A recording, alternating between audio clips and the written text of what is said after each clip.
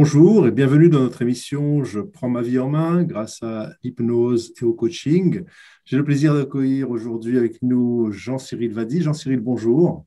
Bonjour Shlomi et merci. Aujourd'hui, on va parler de...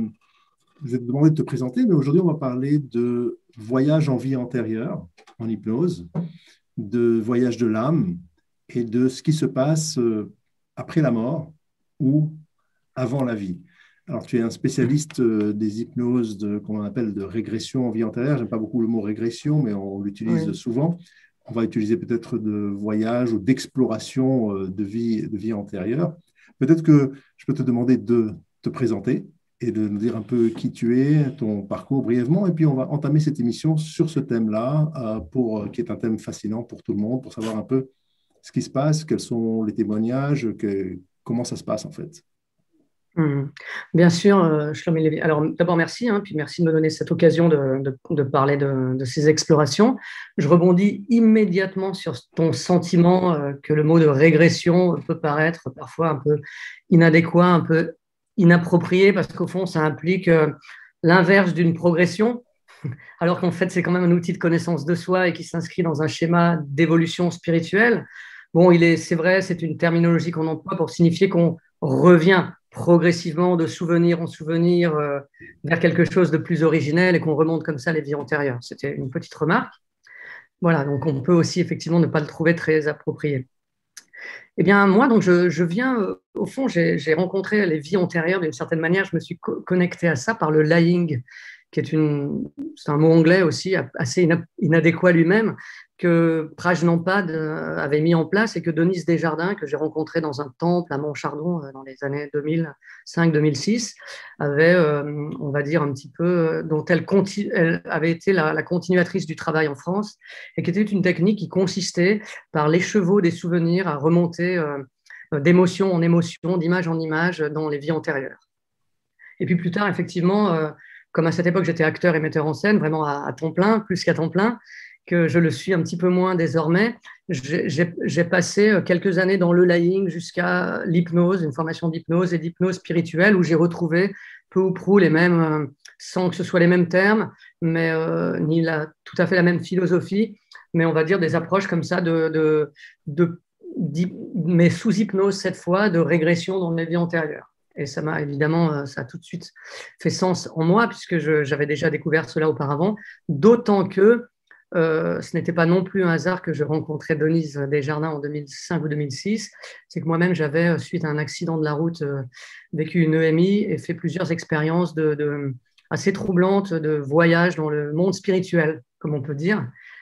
Alors, Voilà. une Et donc, EMI, c'est alors, une EMI, pardon, c'est une expérience de expérience mort oui, imminente. une expérience de mort imminente. C'est vrai que c'est très étrange, c'est assez inexplicable. C'est comme si le cerveau ne produisait pas la conscience, mais qu'on était dans un champ de conscience élargi à ce moment-là.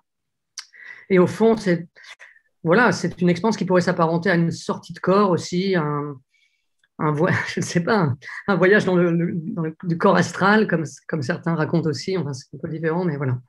Et donc, tout ça m'a reconnecté avec les vies antérieures parce qu'il s'agit tout de même de dépasser la personnalité présente, de se connecter à une personnalité de sa vie passée ou supposée passée.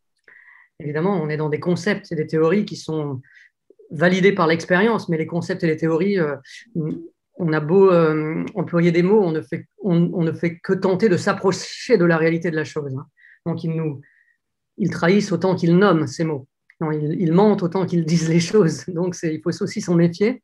Mais enfin, voilà, l'idée, c'était donc que ces régressions, au fond, maintenant, dans ma pratique d'hypnose que je propose aux gens, c'est de leur proposer de se reconnecter à une vie antérieure qu'ils ont eue et dans lesquelles voilà, ils auraient rencontré tel ou tel problème qu'ils connaissent dans leur vie actuelle afin de les dénouer en allant explorer dans les vies passées, de dénouer ces problématiques dans les vies actuelles, pour faire très très court. C'est ça. Alors, ce qui est intéressant, parce que, juste pour les auditeurs, j'ai suivi ta formation avec toi et on est toujours dans un but thérapeutique de voir, tiens, ben, ce qui s'est passé peut-être dans une vie antérieure, et on va voir si ce peut-être, c'est pas sûrement, ce qui s'est passé dans cette vie antérieure, eh bien, peut-être que tu peux l'utiliser aujourd'hui dans ta vie actuelle pour résoudre certains schémas de situation qui se Mhm. répètent tout le temps, Et on peut se demander, mais Tout à pourquoi ça se fait. répète? Parce que peut-être j'ai pas fait cette réparation de ma vie antérieure qui me demande de faire ça. Tout à Et fait. on est allé très loin, ce qui m'a interpellé dans la formation, qui provient aussi des centaines et centaines d'expériences que toi tu as fait, que tu as vécues, des centaines et centaines de séances que tu as faites et que tu as pratiquées. C'est qu'on peut avoir un drame, un traumatisme qui peut survenir à une personne ici, qu'il a en fait déjà vécu avant et qui n'a Oui, pas été évacué tout à fait ou qui n'a pas été bien vécu et qu'il faut revivre ici. Et ça pose beaucoup de questions, mais ça permet aussi de résoudre ce traumatisme. Alors, je ne sais pas si je vais un peu trop vite dans l'histoire, mais non, non, c'est intéressant qu'il y a un but thérapeutique à faire ce genre de séance. Ce n'est pas juste de la curiosité mal placée ou malsaine, ou peut-être tout simplement de la curiosité, parce qu'on on est curieux de voir et de savoir ce qui s'est passé avant dans une vie antérieure. oui, oui, c'est d'ailleurs bien légitime, hein. C'est quand même un outil de connaissance de soi aussi, donc ça se replace aussi dans ce cadre-là. Cette curiosité peut être légitime. Il est vrai que si on est curieux de savoir si on a été Cléopâtre ou Louis XVI, on est assez vite déçu en général. Parce C'est que ça. les vies antérieures sont souvent, les vies heureuses sont souvent simples, mais bon, les trains qui arrivent à l'heure n'intéressent personne. Donc l'expérience d'une vie agréable et heureuse, c'est une vie dans laquelle il se passe finalement pas grand-chose, hein. Qu'on aille à la pêche avec son père, ou bien qu'on partage des moments avec ses enfants, c'est essentiel. Ce pas grand-chose-là est évidemment essentiel. Mais bon, comme tu l'as souligné, tu l'as très bien résumé au fond, hein. Je ne pourrais faire que compléter et puis peut-être donner des détails. L'utilité d'une vie antérieure en thérapie, hein, dans un cabinet d'hypnose, si un client vient vous voir, c'est bien parce que il a essayé par d'autres modes, avec d'autres outils de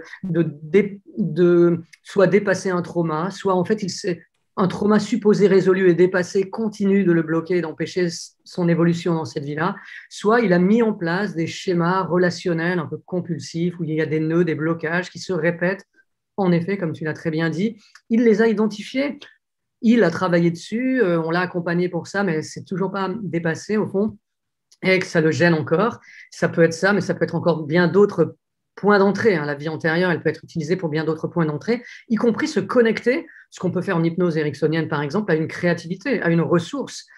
Je ne sais pas, moi, quelqu'un vient parce qu'il a peur de prendre la parole en public, tout simplement, et plutôt que de proposer un protocole d'hypnose, par exemple ericksonienne, on peut lui suggérer d'aller voir s'il n'y a pas dans une de ses vies antérieures un moment où il a parfaitement bien incarné cet orateur au fond, qu'il est encore au fond de lui, dans son âme, même si sa personnalité et sa vie actuelle n'est plus en lien directement avec ça dans sa vie passée. Et donc, en se connectant sur cette ressource, cette créativité, eh bien, il va pouvoir expérimenter, au fond, tous les mécanismes, tout le contexte, toutes les ressources, tout ce qu'il a mis en place pour arriver à être un excellent orateur et être reconnu comme tel. Donc, l'intérêt, c'est d'aller vraiment lui faire visiter, par exemple, hein, si c'était ce sujet de la créativité, toute une vie passée, et par différents ponts dans le futur, à l'intérieur de cette vie antérieure, lui faire vraiment expérimenter tous les moments, par quoi il est passé, dans quelle situation il a été ce grand orateur, etc., jusqu'à, en effet, son dernier souffle et après son dernier souffle. Donc là, c'est dans le cadre d'une créativité. On peut tout à fait comprendre, tout comme tu le disais, qu'on puisse utiliser ces vies antérieures comme support de guérison, au fond, hein, de soins, d'accompagnement pour des traumas, pour des douleurs, pour des mécanismes, pour des blocages, etc. Donc en fait, le principe, c'est vraiment celui-ci, en effet. Tout à fait. Alors, est-ce que tu peux me donner un exemple concret, par exemple, de quelqu'un qui a vécu un traumatisme ici, aujourd'hui, dans cette vie d'aujourd'hui, et un exemple de séance Mhm. réelle que tu as fait, et qu'est-ce qui s'est passé dans cette vie antérieure qu'il aurait vécue? Oui, alors il faut d'ailleurs tout de suite que je mette entre parenthèses, enfin que je précise quelque chose. Il y a en fait les vies, au fond, dans la théorie, hein, et de ce qu'on valide un peu dans l'expérience, dans le cheminement que l'on suit avec une personne, c'est un petit peu comme des dominos. C'est ce jeu de dominos, on pousse un domino, on les a mis un peu debout comme ça, puis le deuxième, bah, il tombe, puis ça tombe de manière successive, hein, cette espèce de loi du karma. Eh bien, en fait, il suffit d'enlever un domino pour que les dominos ne chutent plus après.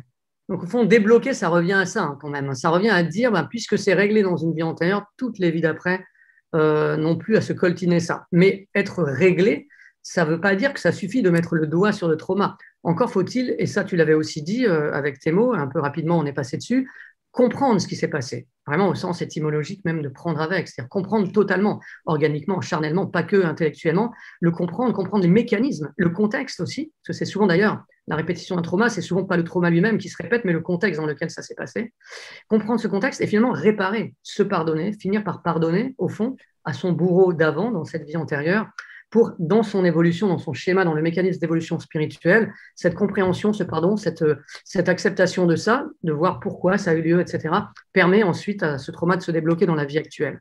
Donc, ça ne veut pas dire qu'il n'y a pas de victime et pas de bourreau dans cette vie-là, ça ne veut pas dire qu'il n'y a pas de responsabilité.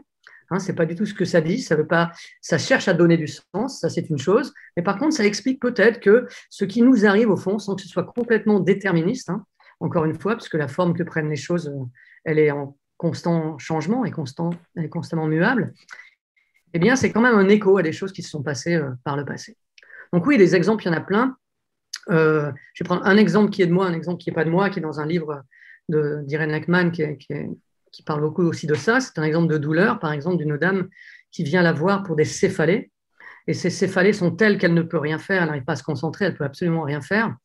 Et il se trouve qu'elle a des céphalées tout le temps, tout le temps. Et en discutant, en faisant des séances, elle finit par confier à la thérapeute que lorsque son mari n'est pas là, quand il avait été absent pendant un mois en déplacement, ça se passe dans les années 40 aux États-Unis, en fait, elle n'avait pas eu de céphalée.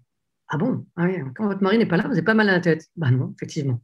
Mais plutôt que de se dire que la relation on aurait pu prendre plein de chemins à partir de ce constat, eh bien, elle va aller de vie antérieure en vie antérieure à la recherche du trauma originel. Et eh bien, cette dame expérimente une vie dans laquelle elle est une femme d'influence qui utilise la magie noire en Afrique et qui a beaucoup d'influence sur la tribu, qui est plutôt manipulatrice. Et elle vit une scène. Alors, elle est associée, hein, le sujet est associé à ce qu'il vit. Il vit vraiment une scène dans laquelle elle, cette dame, enfonce un clou d'or avec un maillet comme ça dans le crâne de l'un de ses esclaves, dans le cerveau comme ça. À partir de là, il y a eu des tas de séances ça s'est terminé un petit peu. Elle n'a plus de céphalée, elle a transformé sa vie et elle a identifié dans ces séances quel rôle jouait son mari au fond dans cette vie antérieure-là et quel rôle il avait aujourd'hui et qui c'était et qui ça a été dans plusieurs de ses vies. Parce que ce qu'il faut dire là, et c'est intéressant, puis après je parlerai d'un exemple moi de trauma, c'est que l'un des aspects vraiment assez troublants de cette pratique, quand on pratique des séances et qu'on voit que ça se répète, c'est que les sujets, les gens, en fait, croisent les mêmes âmes, au fond, qui s'incarnent sous différentes personnalités pour rejouer des scénarios qui sont toujours les mêmes tant qu'ils ne sont pas compris, entendus et réparés, et puis tant qu'ils ne sont pas dépassés. Et donc, la personne qui vient en fait, et c'est l'exemple que je prendrais, pour venir pour un trauma, qui par exemple a subi un trauma dans son enfance, où elle était vraiment victime de quelque chose, peut très bien, dans une vie antérieure, se rendre compte qu'elle a été bourreau. Et ça n'est pas nécessairement une symétrie de ce trauma qui va être mise à jour. Ce n'est pas parce qu'il y a eu un inceste, par exemple, que dans une vie antérieure, il va y avoir un inceste, qu'elle-même qui a été une petite fille est aussi une petite fille. Le mécanisme n'est pas celui-ci, en fait. Il est plus complexe, puisqu'on va vers le trauma originel. Donc, qu'est-ce qui s'est mis en place et comment? Je ne sais pas si je suis clair là-dessus. Tout à fait clair. Ça me rappelle dans le livre de Michael Newton, La vie entre la vie, où il rapporte l'histoire d'une femme, une dame juive, qui a survécu les camps de concentration et qui, dans une vie antérieure, était un soldat SS ou une juive plutôt américaine, qui était donc pas dans le camp de concentration, mais qui était un soldat SS dans une autre vie. Et donc, sa réparation, c'était de venir dans une âme d'une femme juive. Aujourd'hui, c'était assez extraordinaire. Il rapporte comme ça beaucoup d'exemples tu vois, dont un suprémaciste blanc, très, très hautain, très orgueilleux, et qui est raciste également, et qui va faire une hypnose en vie antérieure, et qui va hurler, qui va dire non, c'est pas possible, et qui se retrouve en fait un SDF noir, pauvre va-nu-pied, qui va mourir sur des rails de train.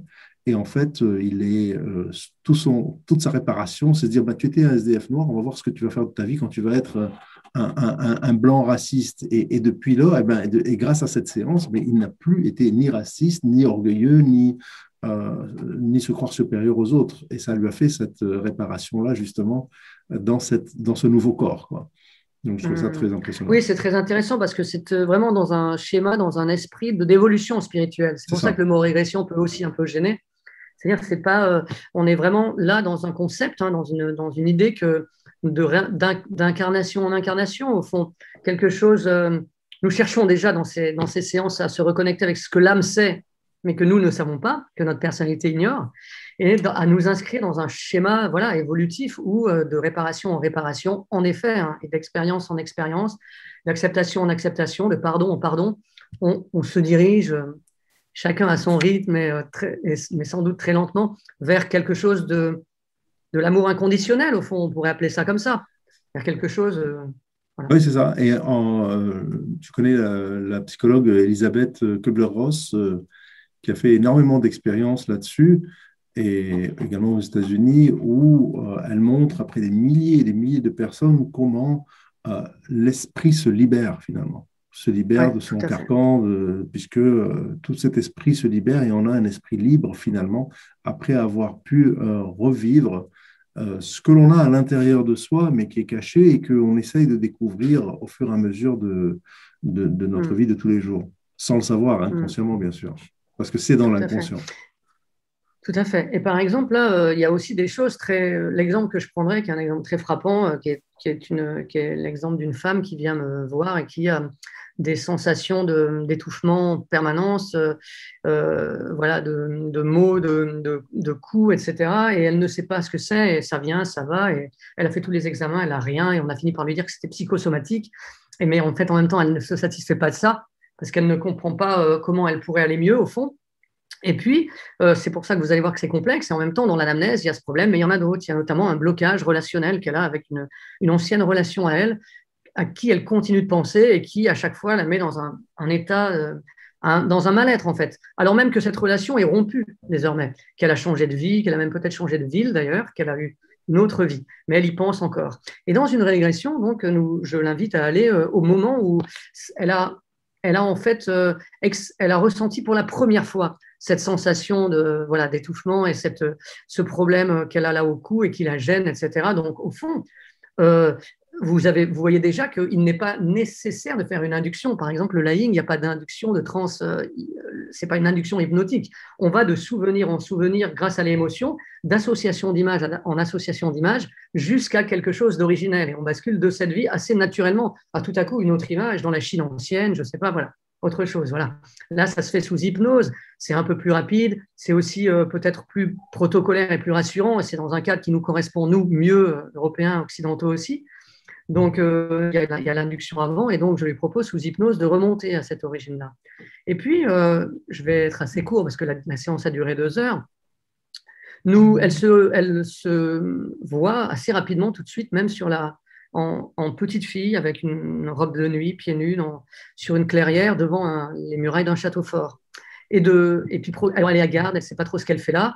Donc, je fais des ponts dans le futur et comme ça, de pont dans le futur en pont dans le futur, elle se trouve accueillie par le châtelain qui a un fils d'à peu près son âge avec qui elle se marie. Puis, elle a des enfants. Puis, en fait, elle a une main qui lui fait mal, et puis elle a une main qui lui fait mal et on la prend un peu, pas en pitié, mais c'est un objet fragile, donc on fait attention à elle tout le temps, etc., etc. Et puis, à un moment donné, son mari, pardon, part en déplacement. Et le château est gardé par un groupe de moines guerriers qu'elle décrit assez bien. Tout ça se décrit avec moult détails, non seulement dans les émotions, les sensations, mais vraiment des détails voilà, de costumes, de tentures, d'époques, des odeurs. Vraiment, c'est un scénario dans lequel on est immergé, hein, le récit de la personne.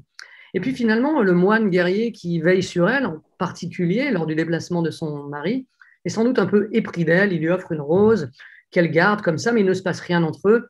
Mais de pont dans le futur en pont dans le futur, cette femme tout à coup découvre qu'elle meurt étranglée par son mari contre le mur. Et elle sent ses os qui craquent, cette respiration, etc. Elle se voit glisser. Et puis, après son dernier battement de cœur, elle se voit d'en haut comme ça, mais elle n'est toujours pas apaisée car elle a d'autres images à voir, et notamment celle où son mari exécute ce moine guerrier et la troupe avec laquelle il était venu, pour finir par se suicider lui-même. Donc, voilà. Et puis, dans cette séance, il y a des réparations qui se font, parce qu'on replonge dans la vie, après le bilan, après la mort, puisqu'il y a qu'est-ce que tu penses de ta vie, qu'est-ce que tu te dis au fond, évidemment, bien, elle aurait aimé avoir une autre fin, et peut-être comprendre ce qui s'est passé, pourquoi cette vie s'est terminée comme ça. Donc, on replonge dans la vie. Et donc, d'autres détails apparaissent et d'autres scènes émergent. Et puis, comme ça, de schémas où l'on revient, eh bien, en fait, finalement, elle finit par dire des choses à son mari qu'elle ne lui avait visiblement pas dites. Et tout ça, en fait, modifie la fin de la vie. Donc, évidemment, ça pose aussi beaucoup de questions, parce que cette vie est supposée avoir eu lieu, mais on la modifie quand même pendant une séance. Et là, en la modifiant au fond, qu'est-ce qui se modifie? Eh bien, il se modifie toutes les autres vies derrière. Pourtant, cette vie aurait bien eu lieu telle qu'elle avait eu lieu. Et donc, tout ça, ça pose vraiment beaucoup de questions, mais il se trouve que c'est opérant et que ça fonctionne, que d'une part, en fait, dégagée de ce traumatisme qu'elle a eu de la mort par étranglement, elle n'a plus eu de douleur. Et dès qu'elle s'est levée de la séance, elle dit « Je respire, il est parti ». Elle a même dit quelque chose comme ça. Elle l'a même personnifié. Hein. Et puis, évidemment, elle a vu cette personne qui la gênait dans cette vie, dont la relation la gênait encore dans cette vie actuelle, elle l'a identifiée dans la vie passée, sans d'ailleurs qu'elle me le dise. Je n'ai pas jugé bon de lui demander qui c'était, mais elle m'a dit je sais qui c'est, j'ai compris, voilà, etc. Donc, l'évolution de la relation a certainement eu lieu. Je n'ai plus revu cette dame. Donc, j'espère que ça a eu lieu dans le bon sens. Je crois que oui. Et ça, juste si je peux terminer là-dessus, ça pose encore d'autres questions parce que lorsque j'ai fait faire plusieurs séances de vie antérieure à certaines personnes, les vies d'avant se situaient après dans le temps. C'est-à-dire qu'il m'est arrivé, et la première fois, j'étais très surpris de dire à quelqu'un qui a expérimenté une vie antérieure, mais on va remonter dans une vie encore un peu plus loin, en fait, qui aurait été antérieure à celle-là. Et cette vie-là avait lieu après, dans notre échelle de temps. Il n'y a pas le temps, quoi. Comme Il n'y a pas de temps, en fait. Comme si dans le bagage duquel, dans ce monde spirituel, on choisissait les vies qu'on a expérimentées, on partait ici ou là. Et alors, c'est vraiment très, très étrange, parce que ça voudrait dire, Shlomi, que cette vie que nous vivons, au fond, quelle était notre vie d'avant, dans quel espace-temps elle se situait, et est-elle la dernière?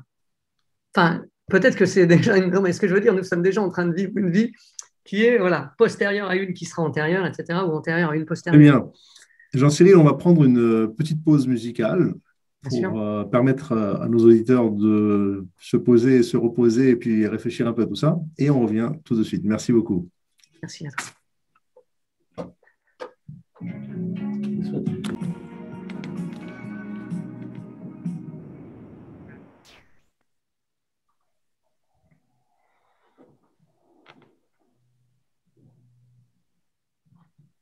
Je prends ma vie en main grâce à l'hypnose et au coaching. Nous sommes avec Jean-Cyril Vadi. Jean-Cyril, merci d'être avec nous sur IDFM 98.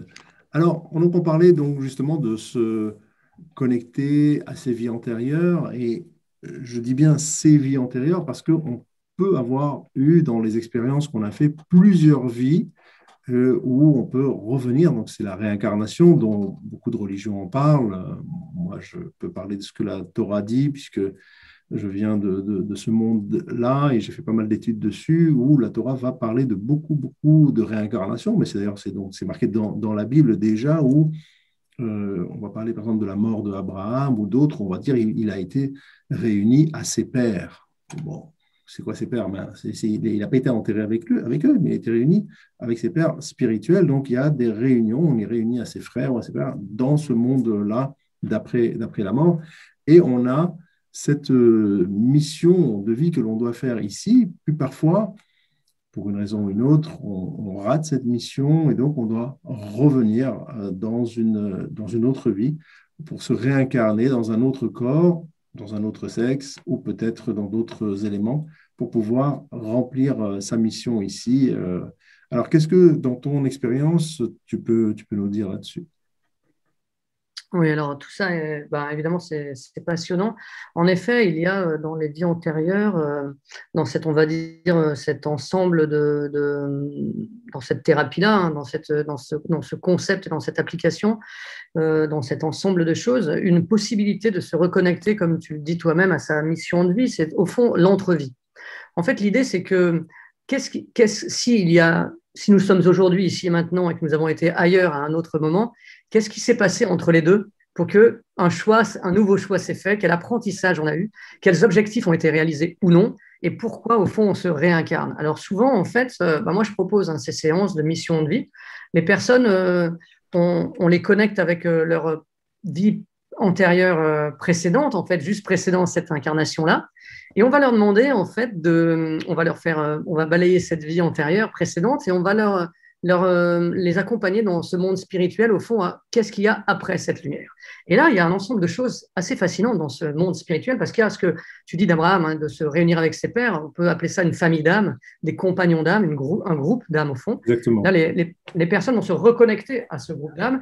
Et par exemple, hein, c'est une étape parmi d'autres, il y en a beaucoup, mais notamment cette étape, ce qui est très très troublant, c'est qu'ils vont peut-être percevoir, comprendre, mais vraiment, encore une fois, avec tous leurs sens, entendre parfois. Parfois, ce sont des représentations qui viennent sous forme humaine, mais parfois sous forme d'énergie, d'étincelles, de lumière, tout ce qu'ils ont à entendre et sur qui ils sont au sein même de ce groupe.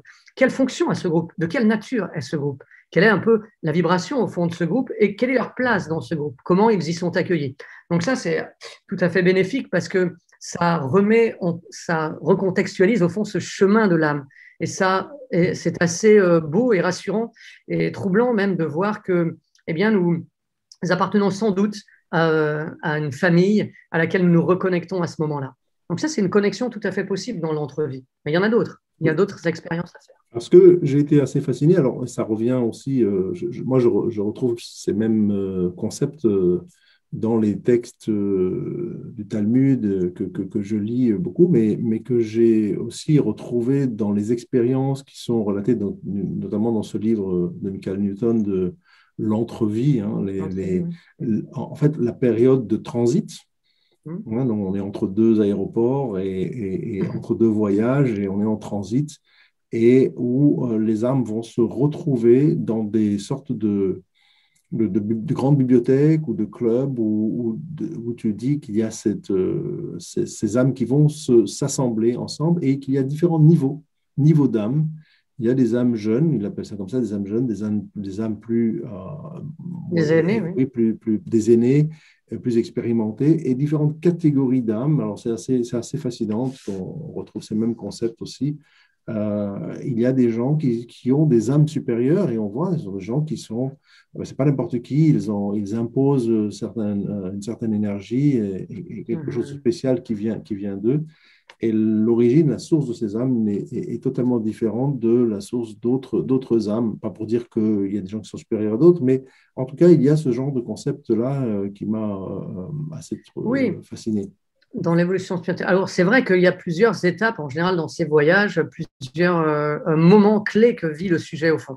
Il y a cette rencontre avec ses compagnons d'âme, c'en est un, mais il y a aussi effectivement cette bibliothèque où la plupart du temps, d'ailleurs qu'ils soient accompagnés hein, dans ces étapes par un guide ou non, parce que selon peut-être l'évolution aussi spirituelle de chacun, certaines personnes vont faire des expériences où ils sont seuls et ils vont d'étape en étape voir leurs compagnons d'âme, se retrouver devant une sorte de conseil des sages au fond, hein, qui va évaluer un peu la vie qu'il a eue, peut-être aller dans une bibliothèque, et tous ces lieux étant sacrés, hein, cette bibliothèque, évidemment, c'est une représentation que là je vous donne, mais qui peut prendre, qui est protéiforme. Ça peut être la salle ça m'est déjà arrivé d'accompagner quelqu'un qui avait plutôt des visions qui ressemblaient à une salle de l'Enterprise de Star Trek, là où le Dr Spock travaille. Ça pourrait être des représentants comme ça. Tout n'est pas, voilà, ça dépend aussi j'imagine, de la manière dont ça peut être reçu, vu, compris, entendu par le client. Donc il y a tout un déterminant culturel, il y a un bagage. Donc la forme, au fond, elle est à la fois muable, elle est protéiforme et elle est inessentielle. L'essentiel, par contre, c'est ce qui se passe dans ces lieux. Et là, par exemple, dans la bibliothèque, la personne va se reconnecter et découvrir le livre de sa vie, au fond. Et il y a quelque chose de sacré. Parce qu'elle le sait, vous n'avez même pas besoin, d'ailleurs, dans l'accompagnement thérapeutique, de lui dire ah, ne lis pas le livre de Shlomi, hein, c'est le tien que tu dois lire et pas le sien. Vous n'avez pas besoin de dire ça, c'est-à-dire qu'elle sait, au fond, son âme sait très bien ce qu'elle a à y faire. Et il y a même parfois comme un archiviste ou un gardien de ce lieu sacré, qui n'est pas une bibliothécaire acariâtre, comme j'en ai connu à la faculté, mais vraiment qui incarne cette fonction. Et là, la personne va se reconnecter au livre de sa vie, peut-être à sa mission de vie, qui est un lieu un peu différent de celui où sa famille d'âme l'attend pour lui dire d'autres choses, encore différent de celui du conseil des sages, où on va l'évaluer. Et il y a notamment une étape qui est incroyable quand on fait vivre ça, c'est l'étape juste après la lumière. Il y a souvent un guide qui accompagne pendant ce passage ou qui accueille au seuil après. Eh bien, il y a cette étape de la régénération. Et c'est assez troublant parce que selon ce que la personne a vécu dans la vie d'avant, la mort qu'elle a eue, violente, peut-être même elle a été défigurée, mutilée, voilà, psychiquement, énergétiquement, spirituellement, hein, on peut dire, eh bien, elle passe un temps assez long dans cet espace, ce lieu de régénération, où son âme, au fond, se reconstitue, se reconnecte aussi avec, on pourrait dire, hein, il en est même dans toutes ces étapes-là, la divinité de son humanité, on pourrait dire, ça, l'éternité de son humanité et la perfection quelque part aussi. Et elle se régénère comme ça. Et c'est assez troublant de voir le sujet qui vraiment vit des ressources incroyables et se sent tout à fait neuf sur la table dans le cabinet, alors, parce qu'il est associé à ce mécanisme dans cet espace-là, par exemple. Oui, c'est extraordinaire parce que, alors après, évidemment, les gens qui vont dire, bon, ouais, je ne crois pas en Dieu, je ne crois pas en un divin, je ne crois pas en un créateur, et puis on se dit, mais comment, après tout ça, je veux dire, il y a quelque chose qui est là, qui est derrière nous, qui est avant nous, qui est après nous, et il y a toujours cette supraconscience, hein, comme les gens l'appellent, cette surconscience, puisqu'on est dans le surconscient, on n'est plus même dans l'inconscient, et Oui, qui tout à fait. entoure ces gens-là après, ce sont tes mots, hein, de Oui, lumière divine ou de choses comme ça, d'un être qui est supérieur, qui entoure tout ça et qui chapeaute tout ça. oui, Donc, c'est c'est très, très l'expérience que troublant. tu as également. Oui, tout à fait. Et c'est très troublant de voir que quel que soit le niveau d'éducation des gens qui viennent vous voir, quel que soit leur déterminant culturel, hein, encore une fois, quelles que soient leurs orientations même, ce qu'ils vivent, en fait, se retrouvent. Il y a des étapes qui sont quasiment toujours les mêmes. Alors, il y en a des intermédiaires ou facultatifs qui arrivent ou pas, mais les étapes centrales, hein, de cette régénération, du choix du corps au moment de l'incarnation, par exemple, des étapes comme ça, elles se retrouvent quoi qu'il se passe. Alors, elles prennent plusieurs formes différentes, variées, parfois très insolites, mais en fait, ce qui se joue, ce qui se raconte, ce qui s'expérimente, ce qui se vit, le sens de tout ça demeure. Donc, au fond, c'est quand même quelque chose de la conversion, ce qui se passe, mais même au sens latin du terme, hein, d'un changement de direction.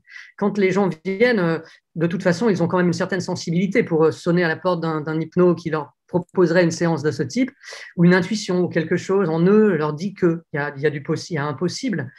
Mais en tout cas, quand ils sortent de là, moi-même, hein, quand j'ai vécu ça, nous sortons radicalement transformés. C'est-à-dire notre conception de la vie et de la mort s'en trouve transformée vraiment, charnellement, organiquement, pas seulement intellectuellement. Alors que nous opposions, par exemple, hein, typiquement, si je demande à quelqu'un c'est quoi le contraire de la mort, beaucoup de gens vont dire spontanément la vie.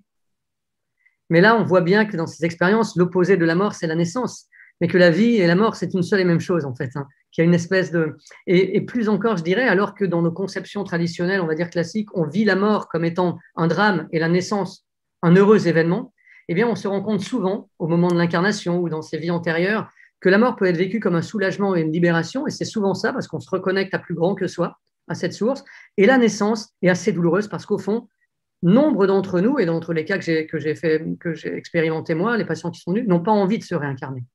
Ils freinent un peu parce qu'ils savent qu'il faut qu'ils s'y coltinent de nouveau et qu'il va se passer des choses et que voilà. Donc c'est assez étonnant. C'est vraiment une conversion, hein, dans ce sens-là, Oui, au oui, oui, sens. j'ai compris. Conversion. Donc, d'aller vers aussi une nouvelle version de soi, on peut dire ça. C'est ça, exactement. Donc, tout à fait, mais c'est fascinant, donc cette résurrection, finalement, qu'on peut arriver à revenir ici et puis à pouvoir avoir cette nouvelle mission de vie, en sachant qu'on est interconnecté avec les gens avec qui on est aujourd'hui, c'est-à-dire que peut-être que notre femme de maintenant, c'était notre sœur ou notre frère Tout ou à autre fait. chose d'avant ou le papa ou la maman, et puis on n'a pas bien agi envers un tel ou un autre et on doit revenir dans ce nouveau schéma pour voir, bien dans ce Ouais, triangle-là, est-ce que tu vas pouvoir réussir à faire ce que tu n'as pas fait avant. C'est ça, en tout fait, à la fait. famille d'âme aussi, Ouais. où on rencontre des amis qui vont nous rendre un service incroyable une fois dans notre vie, puis on ne va plus les croiser parce qu'ils auront fait leur mission. Ça aussi, ça Ouais. arrive souvent. Oui, tout à fait. Et ça, alors ça c'est très troublant parce que déjà, dans les vies antérieures, les personnes souvent se disent, mais mon Dieu, en fait, il ne lui ressemblait pas du tout, il n'avait pas le même sexe, mais c'était lui. Je suis sûr que c'était lui. Ce qui se jouait déjà, bon, ça, on peut que être témoin de ce qui se passe dans le récit des autres. Mais là, ce que tu dis est très juste et même, je vais même aller plus loin parce que dans un certain exemple, l'une une des clientes qui était venue a reconnu, s'est reconnecté, a identifié, a compris que le compagnon de cette famille d'âmes qu'elle voyait était un ennemi absolu dans cette vie qu'elle avait eue, un salaud. Et même quand elle est sortie, et même, je crois, pendant même la transe, elle a dit, mais c'est lui le salaud. Il est merveilleux, il est merveilleusement bon et je sais qu'il m'aime. Quelque chose comme ça, quoi. Donc c'est assez troublant de voir que peut-être même, Shlomi, même un ennemi, par exemple, ou quelqu'un qui est venu pour visiblement nous faire du mal, au fond, Eh bien, peut-être. Alors, est-ce que c'est une manière de donner sens à tout cela? Est-ce que c'est une production de la psyché? Moi, je n'en sais rien, mais dans cette théorie, dans ce concept, peut-être qu'il est venu parce que précisément sa fonction était celle-ci pour nous faire avancer dans notre évolution spirituelle, parce que nous avions ça à vivre. C'est ça. Parce que peut-être même nous-mêmes et faire sa réparation à lui aussi. Et faire sa C'est pour ça réparation que dans une vie antérieure, il était l'ennemi et aujourd'hui, il est devenu l'ami au contraire. Donc, pour se connecter à sa mission. Alors, je sais que on va entamer un troisième sujet juste après la pause. Donc, on revient tout de suite après la pause. Merci beaucoup, Jean-Cyril. Merci à vous, merci à toi.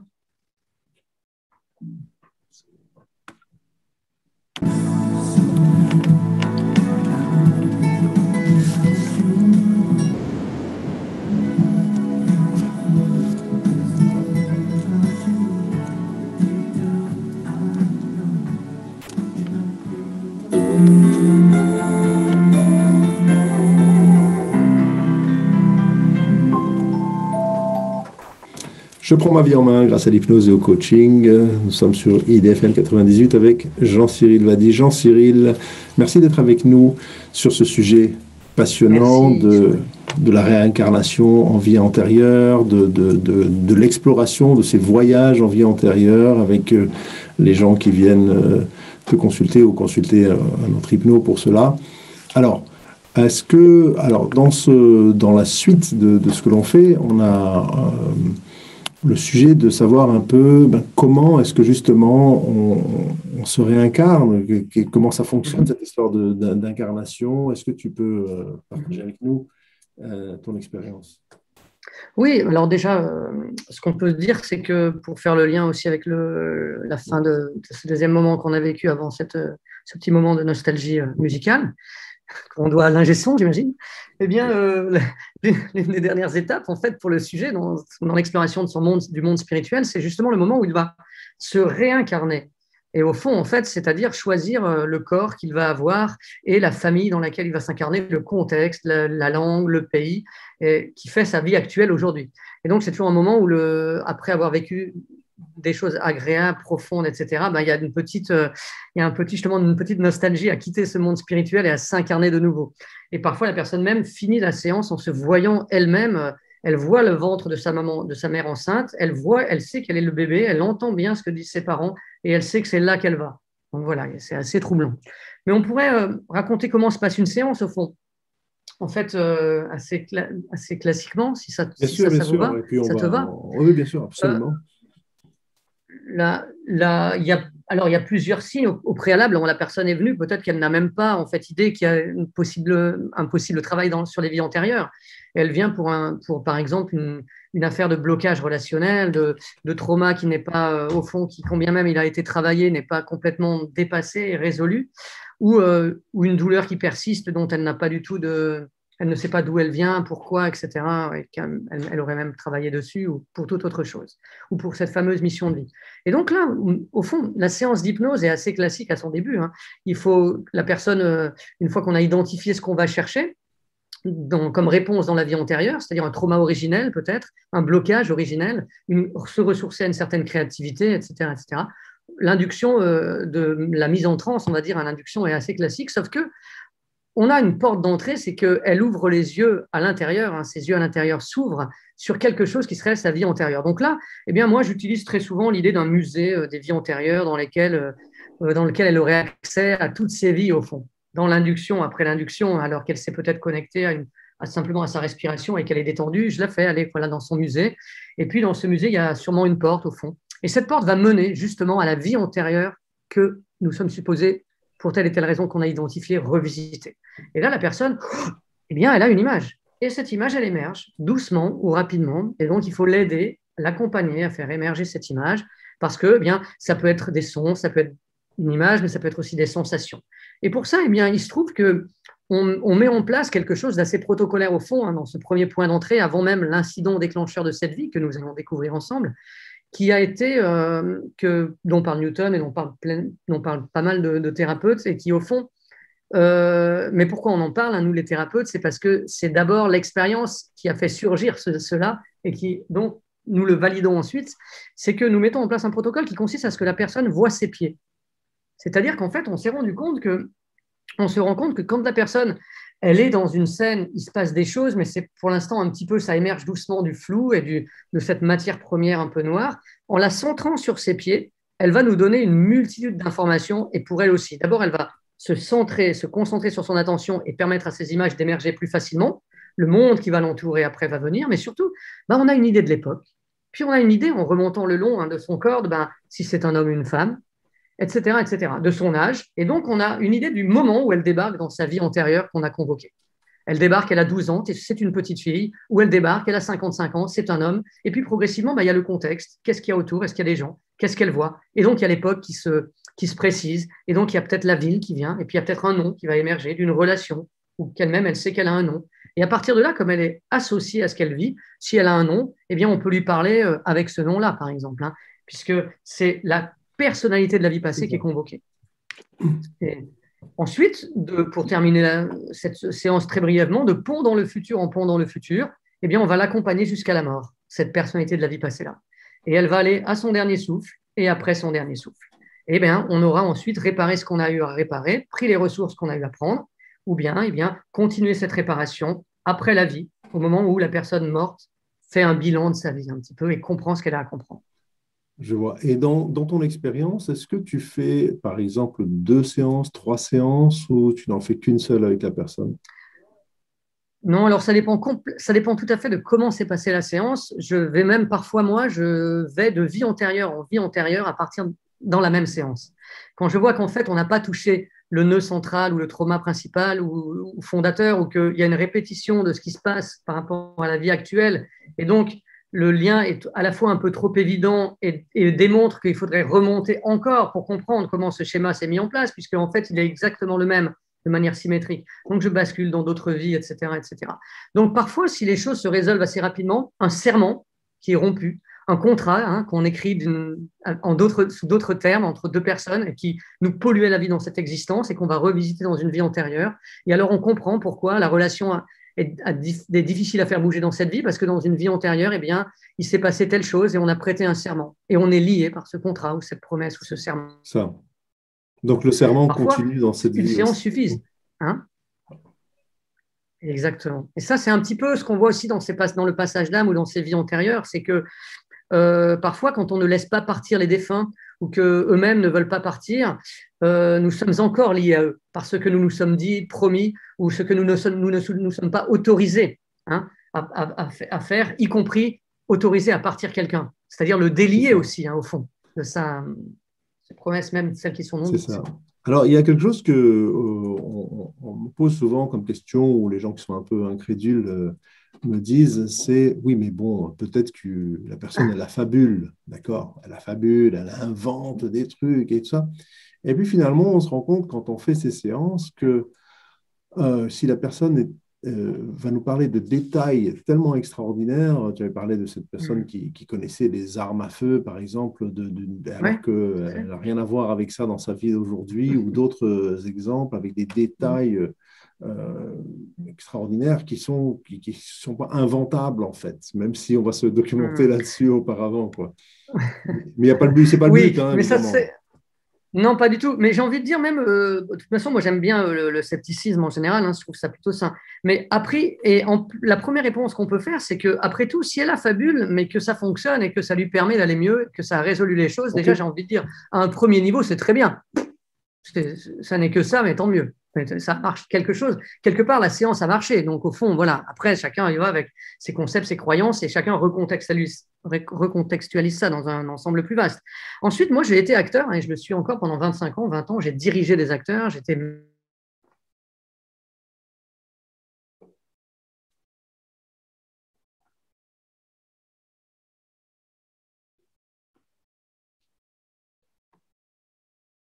metteur en scène. J'ai beaucoup d'endroits du monde, là, vraiment entre nous, que jamais. Des émotions et des scènes aussi, de manière aussi charnelle et aussi réellement vécues et en associé qu'en séance d'hypnose avec des gens qui joueraient la comédie, qui sont des gens Voilà, donc déjà, c'est-à-dire que la submersion de l'émotion, les moultes détails, la compréhension globale des choses, la vitesse à laquelle les choses émergent ou pas, les liens, tout ça étant organique, charnel, mental, intellectuel et spirituel au fond. Hein. Et ce vers quoi ça débouche ensuite, je peux te dire que si c'est une affabulation, ben, il y a des gens qui sont... Que, ça veut dire que la psyché, la production de la psyché est incroyable et au fond, tant mieux que ça fonctionne comme ça. Ensuite, l'autre chose, c'est que les détails, comme tu le dis toi-même, au départ, moi, quand j'étais un peu incrédule, c'est vrai, au départ, j'étais assez incrédule, mais comme ça marchait, je continuais. Hein, ceci dit, Edith Fior, qui est une ponte de la dépossession, elle a continué alors qu'elle était très chrétienne et convaincue au fond, du contraire. Elle a continué à faire ses dépossessions parce qu'elle était à chaque fois, elle se disait, mais c'est incroyable comme tout ça est vrai. Et pour autant, ça n'entre pas dans mon cadre de valeurs. Donc, je peux le laisser aussi. Mais tenir ça pour vrai, c'est assez complexe tout ça. Et moi, au début, je provoquais la personne dans ses retranchements en lui demandant de décrire encore un petit peu plus. Et puis, j'avais des détails. Et puis, à tel point que je me disais, mais quand même, c'est fou. Et parfois, je vérifiais moi-même. Et je voyais que, voilà, c'était... Donc, j'ai aussi avancé moi-même dans ma pratique, appris voilà, à recevoir. Très bien, extraordinaire. Jean-Cyril, le temps passe très très vite, Ah hein, oui. comme on est hors du temps, un peu dans dans ce genre d'hypnose aussi. Mais ici à la radio, on va bientôt mettre fin Bien à sûr. l'émission. Je te remercie beaucoup beaucoup d'avoir été avec nous. Et peut-être que tu peux dire brièvement où est-ce qu'on peut te trouver, ou si quelqu'un veut faire des séances avec toi, où est-ce que il peut te contacter. Quel est le moyen le plus simple, en tout cas, Bien pour te voir? sûr. Alors, oui, tout à fait. Bah, déjà, je te remercie, hein, puis je vous remercie tous. J'espère qu'on s'est dit l'essentiel. Alors, moi, mon cabinet est à Redon. Donc, Redon, c'est un petit bourg hein, breton, pas très loin de Rennes. Donc, pour ceux qui habitent loin, c'est vrai que je travaille beaucoup en visio. Il y a beaucoup de séances se font en visio. J'ai pris cette habitude avec les confinements et en fait, ça peut très, très bien fonctionner. Donc, bah, moi, j'ai un profil Facebook. Je pense que c'est là où c'est le plus simple de me trouver puisqu'il y a mon prénom et mon D'accord. nom.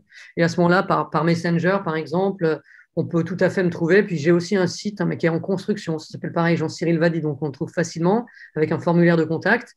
Bon, c'est moi qui le fais, donc ça avance à la vitesse d'un escargot.